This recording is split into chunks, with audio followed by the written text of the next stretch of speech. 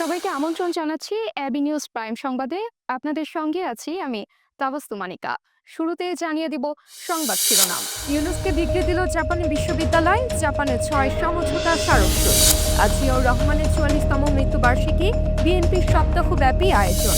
বিদেশি বিএনপির বিরুদ্ধে বদনাম করছেন ডক্টর ইউনুস, বলেন মির্জা আব্বাস। তাসমানিয়ার বিশাল স্টেডিয়ামের খরচ বাড়ছে, রঙিন বিতর্কের ঝড়। নাইজেরিয়ায় ভারী বর্ষণে ঘরবাড়ি ধসে নিহত 21, বন্যায় দিশেহারা মানুষ। ক্রিকেটে ইংল্যান্ডের দলীয় মুন্সিয়ানা অভিষেকেই বিশ্ব রেকর্ড করলেন হ্যারি ব্রুক। দর্শক, এতক্ষণ শুনছিলেন শিরোনাম, এখন বিস্তারিত। জাপানের সোকা বিশ্ববিদ্যালয় থেকে সম্মানসূচক ডক্টরেট ডিগ্রি গ্রহণ করেছেন বিশিষ্ট অর্থনীতিবিদ ও সমাজকর্মী প্রফেসর ডক্টর মোহাম্মদ ইউনুস।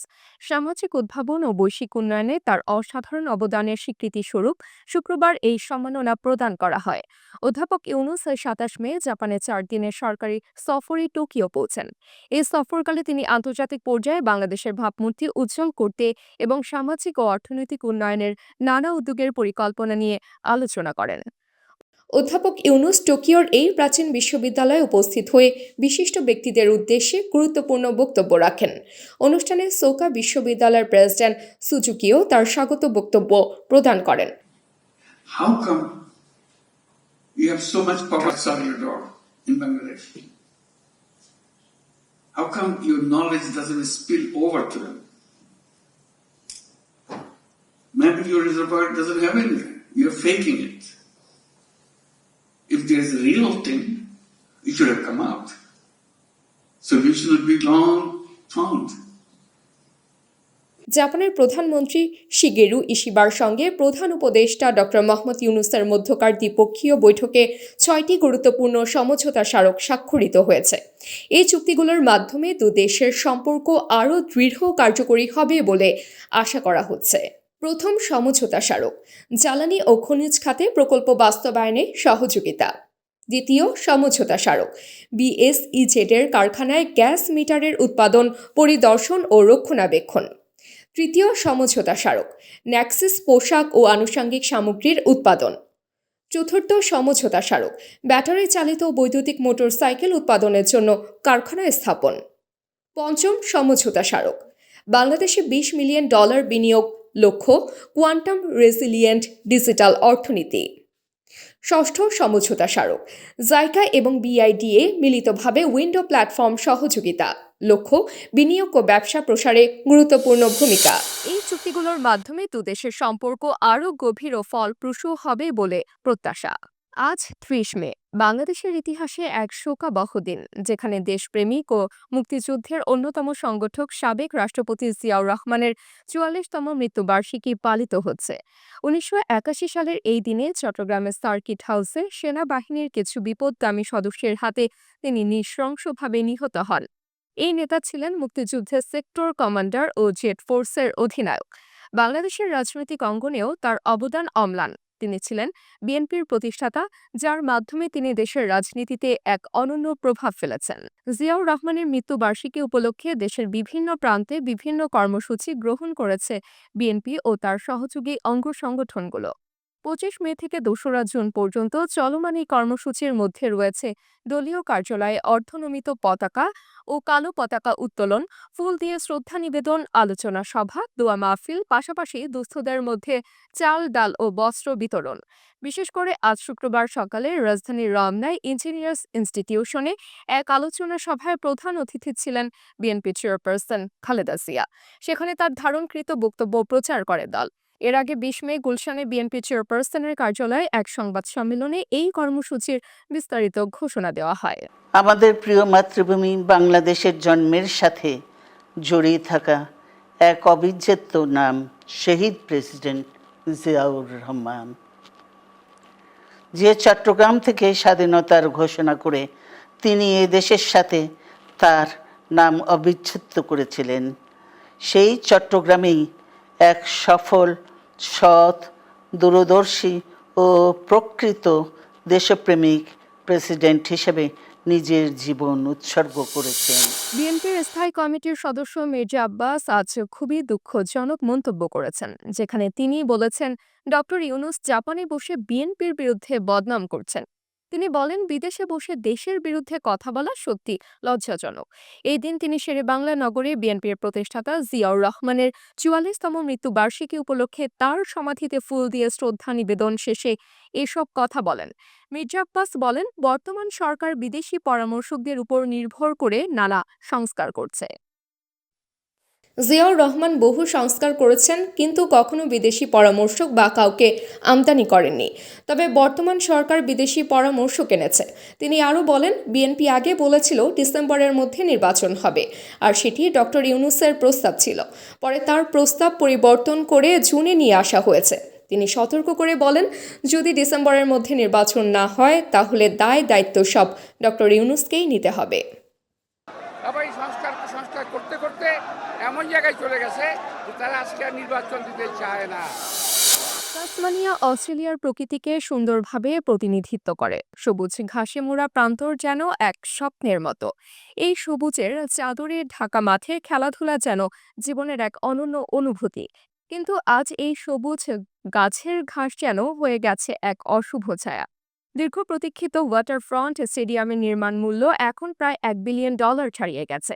এই বিশাল খরচের কারণে আবারও শুরু হয়েছে বিতর্ক, যেখানে বিভক্ত হয়ে পড়েছে জনমত। বিস্তারিত দেখুন প্রতিবেদনে।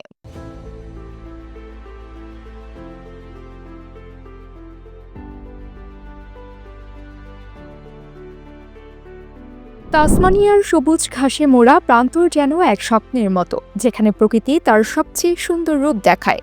এই সবুজের চাদরে ঢাকা মাঠে খেলাধুলা যেন জীবনের এক অনন্য অনুভূতি। কিন্তু আজ এই সবুজ গাছের ঘাস যেন হয়ে গেছে এক অশুভ ছায়া। দীর্ঘ প্রতীক্ষিত ওয়াটারফ্রন্ট স্টেডিয়ামের দাম এখন প্রায় $1 বিলিয়ন ছাড়িয়ে গেছে। এই বিশাল খরচের কারণে আবারও শুরু হয়েছে বিতর্ক। সরকার দ্রুত অনুমোদনের জন্য একটি আইন পাশের উদ্যোগ নিয়েছে, কারণ এই স্টেডিয়াম না হলে তাসমানিয়ায় এফএলএ দল গড়ার স্বপ্ন দেখা অসম্ভব। হোবার্টের ম্যাকোয়ারি পয়েন্টে অবস্থিত এই 23,000 দর্শকের স্টেডিয়ামটি 2028 সালে তাসমানিয়া ডেভিলসের জন্য জরুরি। তবে এত খরচের মধ্যে রয়েছে অডিও ভিজুয়াল, রান্নাঘর, খাবার ব্যবস্থা, সবই এখন আরও দামে পড়ছে। কিন্তু ক্রিকেট অস্ট্রেলিয়া উদ্বেগ প্রকাশ করেছে, ছাদের ডিজাইন থেকে তৈরি হওয়া ছায়া খেলাকে ব্যাহত করবে বলে তারা মনে করছে। এখনও কার্যকর সমাধান হয়নি। প্রকল্পে $300 মিলিয়ন রাজ্য ঋণ হিসেবে নেওয়া হবে। তবে উচ্চ সংসদে অনুমোদন পাওয়া এখনও অনিশ্চিত, কারণ সরকারের কাছে ভোট নেই। আবার কিছু সদস্য এই বিশাল স্টেডিয়াম নিয়ে দ্বিমত প্রকাশ করেছেন। প্রিমিয়ার রকলিফফ বলছেন, স্টেডিয়াম ছাড়া তাসমানিয়ায় এফএলএ দল গড়া সম্ভব নয়। তবে বিশেষজ্ঞরা বলছেন, এই পরিকল্পনা যেন একদিকে বিপুল ঋণের বোঝা হয়ে না দাঁড়ায়। সব মিলিয়ে এই স্টেডিয়াম শুধু একটি নির্মাণ কাজ নয়, এটি হয়ে উঠেছে তাসমানিয়ার ভবিষ্যৎ ও স্বপ্নের প্রতীক। AB news text report. পশ্চিম আফ্রিকার দেশ নাইজেরিয়ায় ভয়াবহ বৃষ্টিপাতের কারণে মারাত্মক দুর্ঘটনা ঘটে। ভারী বর্ষণের ফলে উত্তর মধ্যাঞ্চলের বেশ কিছু এলাকায় ঘরবাড়ি ধসে পড়ার ঘটনায় অন্তত 21 জনের প্রাণহানি হয়েছে। এ ঘটনায় আরও অনেকেই এখনও নিখোঁজ রয়েছেন বলে জানা গেছে। বার্তা সংস্থা রয়টার্সের প্রতিবেদনে বলা হয়, বৃহস্পতিবারের এই ঘটনায় নিখোঁজের সংখ্যা প্রায় 1 ডজনের বেশি। Nigeria state emergency management agency নিশ্চিত করেছে, প্রদেশের 2টি গ্রামে অন্তত 50টি বাড়ি পানিতে তলিয়ে গেছে। সংস্থার প্রধান ইব্রাহিম হুসেইনি বলেন, এখন পর্যন্ত 21 জনের মরদেহ উদ্ধার করা হয়েছে। তবে এখনও 10 জনের বেশি মানুষ নিখোঁজ। তাদের খোঁজে উদ্ধার অভিযান চালানো হচ্ছে। প্রতি বছর বর্ষা মৌসুমে নাইজেরিয়ায় বন্যার ঝুঁকি থাকলেও এই বছর পরিস্থিতি খুবই মারাত্মক। এপ্রিল মাসে শুরু হওয়া বর্ষার শুরু থেকেই ভারী বৃষ্টিপাত অব্যাহত রয়েছে।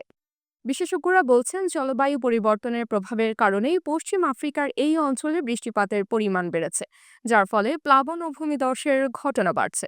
অতীতে 2022 সালে ভয়াবহ বন্যায় নাইজেরিয়ায় 600 জনেরও বেশি মানুষ প্রাণ হারান এবং বহু মানুষ গৃহহীন হয়ে পড়েন।